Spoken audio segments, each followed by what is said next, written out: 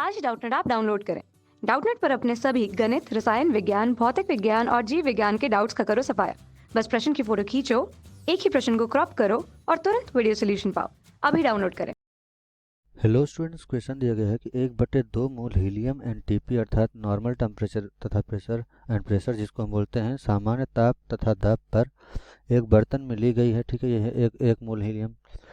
तो इसका आयतन स्थिर रखते हुए दाब दोगुना करने के लिए आवश्यक ऊर्जा की गणना करनी है। ठीक है, तो गैस की विशिष्ट ऊष्मा क्या दी गई है? 3 जूल प्रति ग्राम केल्विन के बराबर। ठीक है, तो हमारे जो यहाँ पर गैस के लिए आवश्यक ऊर्जा होती है, या हम बोल सकते हैं गैस को दी गई ऊष्मा कितनी हो जाएगी? गैस को दी गई ऊष्मा ये किसके बराबर होनी चाहिए? इसके लिए हमारा सूत्र होता है कि ये हमारी दी गई ऊष्मा Q जो होती है ये हमारी mu C V into delta T के बराबर होता है। अब देख लेते हैं हमारी म्यू क्या है। ठीक है, तो यहाँ पर क्या है कि बोला है कि हमारा जो 1/2 मोल हीलियम को अगर हमारा क्या है सामान्य ताप और दाब पर एक बर्तन में लिया गया है, तो इसका आयतन हम स्थिर रखते हुए दाब को दोगुना कर दें। अर्थात दाब को जब हम दोगुना करेंगे, मान लेते हैं कि हमारा यहाँ पर यह है गैस। ठीक है, इसमें गैस भरा हुआ है एक बर्तन में। ठीक है, जो कितना है 1/2 मोल का है।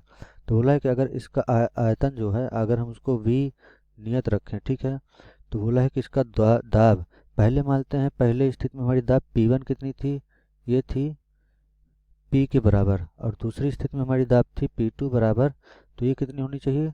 दोगुनी होनी चाहिए। ठीक है, तो बोला है कि जब दोगुना करते हैं तो उस स्थिति में हमें इसमें ऊर्जा की गणना करनी है कि इसके लिए हमारी जो दी गई उस ऊर्जा है, अर्थात इसकी दाब को दोगुना करने के लिए कितना ऊर्जा हमारा लग रहा है वो हमें ज्ञात करना है। ठीक है, तो उसके लिए हमारा इसका सूत्र क्या होता है? Q बराबर mu C V into delta T. यहाँ पर Q जो है वो दी गई ऊष्मा, म्यू देख लेते हैं, तो म्यू हमारे मोलों की संख्या होती है, मोलों की संख्या। ठीक है, तो यहाँ पर मोलों की संख्या कितनी दी गई है? 1/2 के बराबर, तो ये हमारे हो जाएगा 1/2।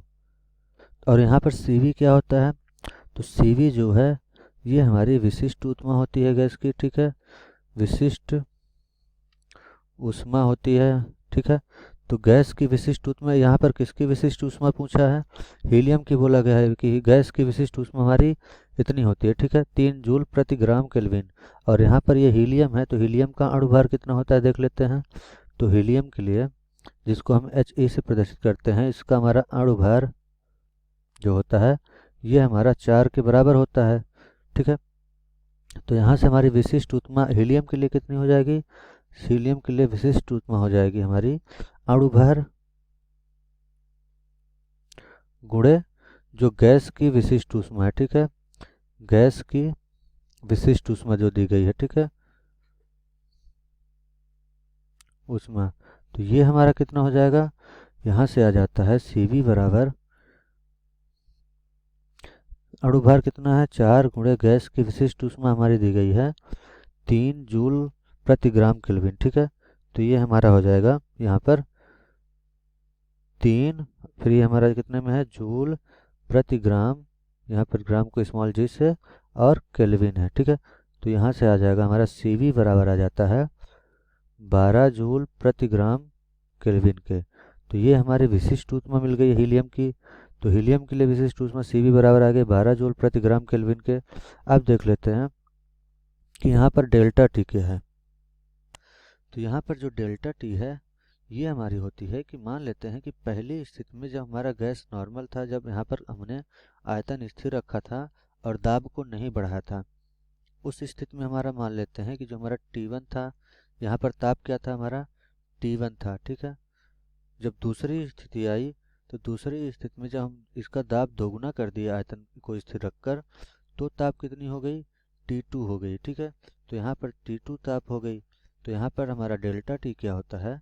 ये हमारा डेल्टा टी होता है कि हमारे जो है अंतिम स्थिति अर्थात T2 और पहली स्थिति में जितनी ताप थी उसके हमारे अंतर के बराबर हमारा डेल्टा टी होता है।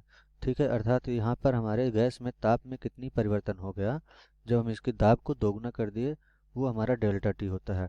तो यहाँ पर क्या हो गया? हमारा गैस को दी गई ऊष्मा जो है इसका हमारा सूत्र हो जाएगा म्यू अर्थात मोलों की संख्या गुणे विशिष्ट ऊष्मा हीलियम के लिए, और गुणनफल में कितना हो जाएगा, ताप में परिवर्तन।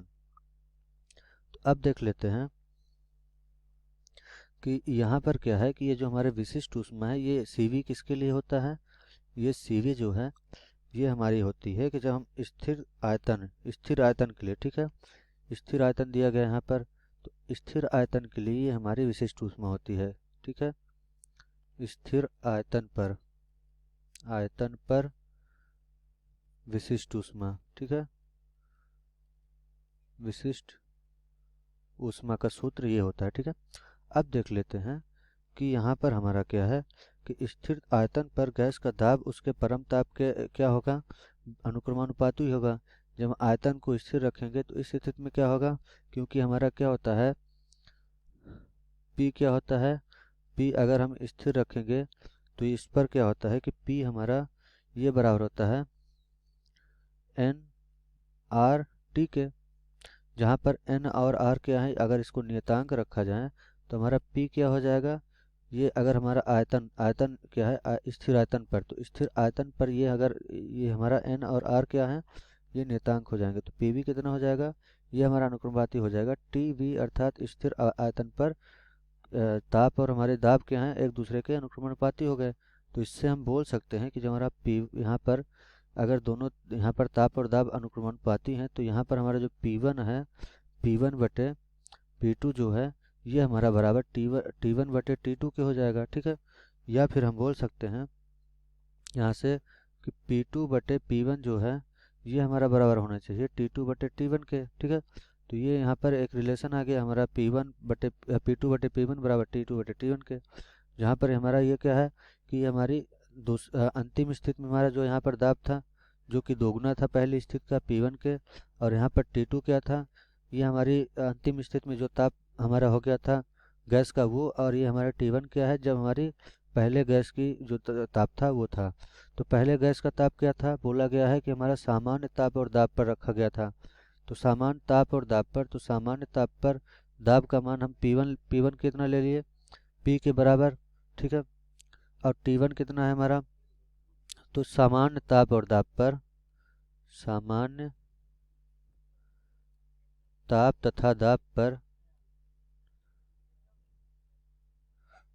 पर हमारा क्या हो जाता है T1 अर्थात जो हमारा टेम्परेचर होता है गैस का जो हमारा यहाँ पर क्या हो जाएगा ताप, ये हमारा कितना होता है 273 केल्विन के बराबर होता है। ये हम जानते हैं कि हमारा 273 केल्विन के बराबर होता है, ठीक है। तो T1 हमारा इतना है, हमने मान लिया यहाँ पर P1 कितना था P के बराबर, और P2 में हम यहाँ पर P2 2P के बराबर।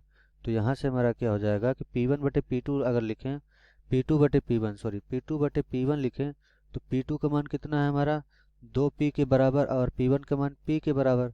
तो P2 बटे P1 कितना 2 के बराबर है, और हमारा P2 बटे P1 क्या है T2 बटे T1 के बराबर है। तो यहाँ से T2 बटे T1 कितना आ जाएगा, T2 बटे T1 हमारा 2 के बराबर आ जाएगा, अर्थात यहाँ से हम T2 निकाल सकते हैं। ये कितना हमें प्राप्त हो जाएगा 2 T1 के बराबर। अर्थात जब हमारा यहाँ पर दाब को दोगुना करेंगे, जब हम दाब को दोगुना करेंगे तो हमारा जो यह ताप है ये भी कैसा हो जाएगा, ये भी हमारा दोगुना हो जाएगा। तो यहाँ पर हमारा सामान्य ताप पर और दाब पर हमारे ताप का मान कितना होता है T2 बराबर 2 गुणे 273 केल्विन के बराबर होता है, ठीक है। तो यहाँ से हमारा T2 कितना आ जाएगा, ये हमारा आ जाता है यहाँ पर 546 केल्विन। तो हमारा T2 यहाँ पर प्राप्त हो गया, अर्थात जब हमारी दाब दोगुना कर दिया गया तो उस समय ताप कितना हो जाएगा 546 केल्विन के बराबर हो जाएगा। तो हम सूत्र अब देख लेते हैं। मैंने बताया था कि जो हमारा डेल्टा T है वो हमारा T2 माइनस T1 के बराबर होगा, अर्थात जो हमारे ताप में अंतर आया है इसके बराबर होगा।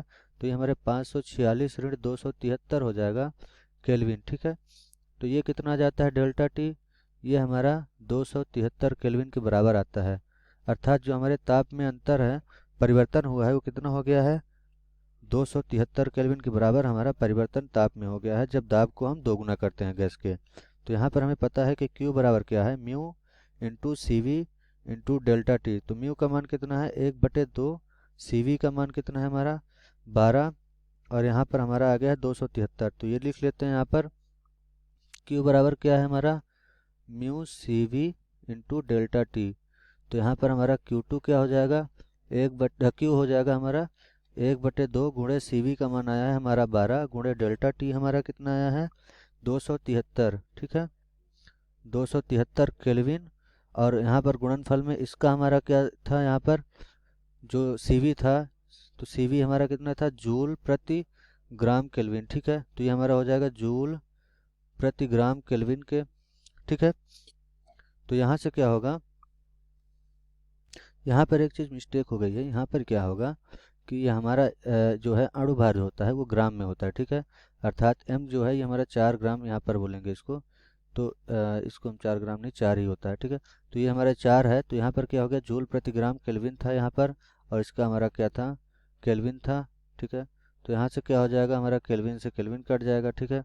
तो जब हम इसका यहाँ पर लिखेंगे, और ये हमारा ये हमारा जो मोल जो होता है ये भी हम के लिए लिखते हैं m, तो m से m यहाँ g लिखेंगे, ठीक है ग्राम में। तो ये हमारा g से g कैंसिल हो जाएगा, ठीक है, क्योंकि क्या बोला है, मोल हमारा कितना है 1/2 मोल है हमारा, ठीक है।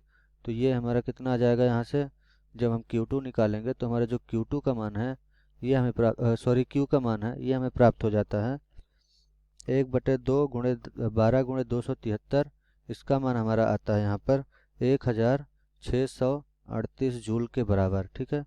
अर्थात इतना क्या होगा यहाँ पर, इसको हम नहीं लिखेंगे, हाँ हटा देते हैं, ठीक है।